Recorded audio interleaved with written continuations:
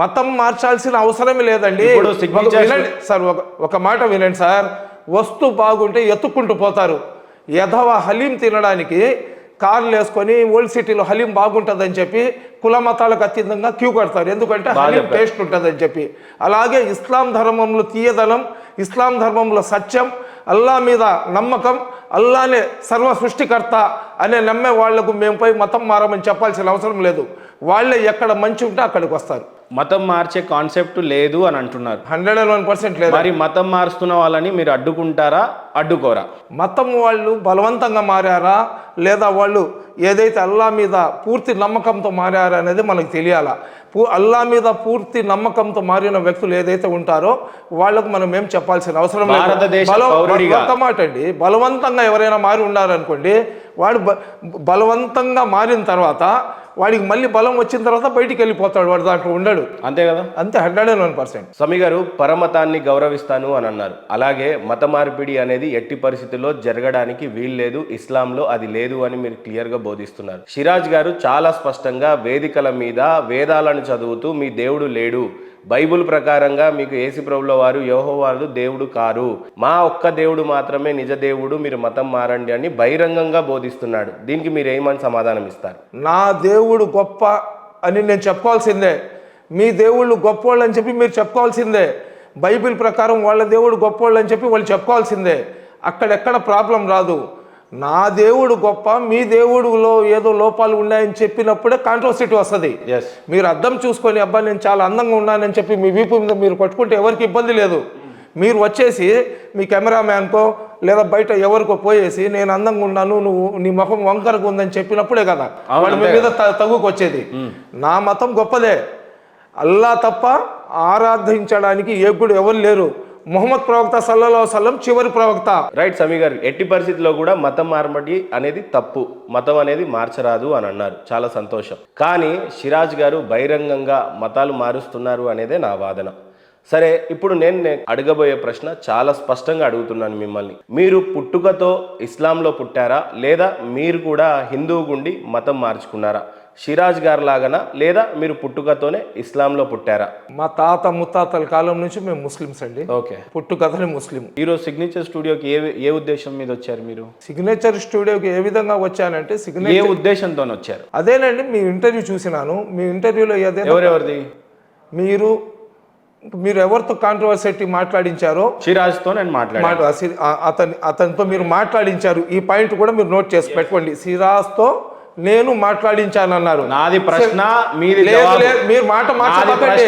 మీకు నాకు జరిగిన అగ్రిమెంట్ ఏంది, మీరు మాట మార్చబాకండి. సిరాజ్తో నేను మాట్లాడించానన్నారు. ఈ పాయింట్ మీరు పక్కన పెట్టండి, అవసరం వచ్చినప్పుడు నేను మాట్లాడతాను. రైట్, చెప్పండి. రైట్ సమీ గారు, మీరు సూటిగా నా మీద బురద జల్లే ప్రయత్నం ఏం చేస్తున్నారంటే సిరాజ్ గారిని తీసుకొచ్చి బలవంతంగా ప్రశ్నలు అడిగి నేను ఆయన చేత ఇస్లాంనో దేన్నో ప్రలోభ పెట్టి మాట్లాడించాను అని అనుకుంటున్నారు. సూటిగా కదా? 10,000 మంది బోధన చేసేటంటి వక్త అంటారో ప్రవక్త అంటారో నాకైతే తెలియదు, కానీ 10,000 మంది ముంగట సిరాజ్ గారు గుక్క తిప్పకుండా వేదాల గురించి బైబుల్ల గురించి బోధించే సిరాజ్ గారు ఏవైతే నా దగ్గరికి వచ్చి మాట్లాడారో ఆ విషయాల మీద స్పష్టంగా మీరు మాట్లాడాలని వచ్చారు. అవునా? ప్రశ్నలు నావి కానీ జవాబులు నావి ఉండవు. ఇప్పుడు మీరు ఉన్నారు, మిమ్మల్ని ఏదైనా ఒక ప్రశ్న అడుగుతున్నాను అని అంటే ప్రశ్న నాది, జవాబు మీది. ఇంత ప్రయాసపడి ఏదన్నా ఒక ప్రోగ్రాం చేస్తాము అని అంటే అది 10 మందికి ఉపయోగపడాలని నేను నా పక్షాన న్యూట్రల్గానే ప్రశ్నలు అడిగాను, కానీ ఆయనని డ్యామేజ్ చేయాలని వ్యక్తిగతంగా నేనైతే ఏవి అడగలేదు. సిరాజ్ గారితో ఏదైతే మీరు ఇంటర్వ్యూ చేసినారో, మీరు సిరాజ్ గారితో చేసుకున్నా మాకు ఇబ్బంది లేదు. వేరే క్రిస్టియానిటీకి సంబంధించిన వాళ్ళతో మీరు చేసుకున్నా మాకు ఇబ్బంది లేదు. లేదా మీరు హిందువుల్లో ఎవరైతే ఉన్నారో వాళ్ళ చేత చేసుకున్నా మాకు ఇబ్బంది లేదు. ఎందుకంటే మీ ఇంటర్వ్యూస్ కానీ మీ సిగ్నేచర్ స్టూడియో కానీ మనం చూసినప్పుడు నాన్ కాంట్రవర్సిటీగా మీరు ఉన్నారు. ఎందుకంటే మీకు గుర్తుందో లేదో, ఎలక్షన్ల ముందర మీరు నెల్లూరుకు వచ్చినారు. అక్కడ ఒక ఎమ్మెల్యే క్యాండిడేట్ ఇంటర్వ్యూ చేసిన తర్వాత నాతో కూడా మీరు ఇంటర్వ్యూ చేసినారు.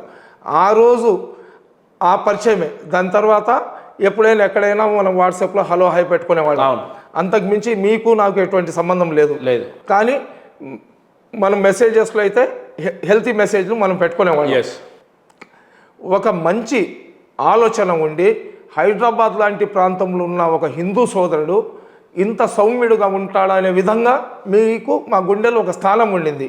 సౌమ్యంగా ఉండి అందరితో బాగా ఉండే మహేందర్ ఏంది ఈ ఇంటర్వ్యూలో ఈ విధంగా అతను ఎందుకు చేశాడు?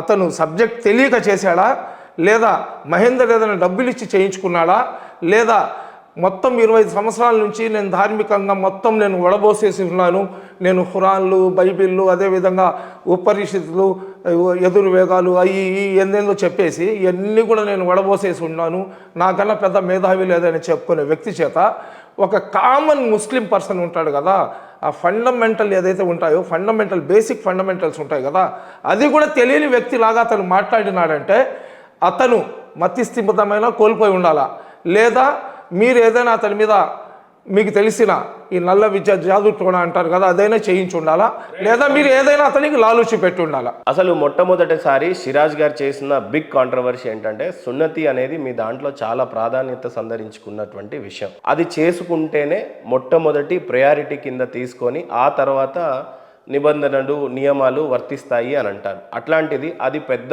ప్రాధాన్యమే కాదు, చాలా చిన్న విషయం అన్నట్టుగా చెప్పారు. నిజమేనా? అది సున్నతి అనేది దానికి చాలా చిన్న ప్రాధాన్యతమే ఉంటుందంటారా? తప్పండి అది. ఎందుకంటే ఎప్పుడు దాకా అయితే ఈ సున్నతి చేయించుకోరో ఖత్నా అంటారు మన దాంట్లో, తెలుగులో వడుగులు అంటారు అనమాట, అది కంపల్సరీ చేయించుకోవాలా. ఇస్లాం ధర్మంలో పాకి అంటే నీట్నెస్, ఆ నీట్నెస్ మా ఈమాన్లో సగం ఈమాన్. ఎప్పుడు దాకైతే అతను సుంతి చేయించుకోడో అతను నమాజ్ చదవడానికి కూడా అతనికి అర్హత ఉండదు.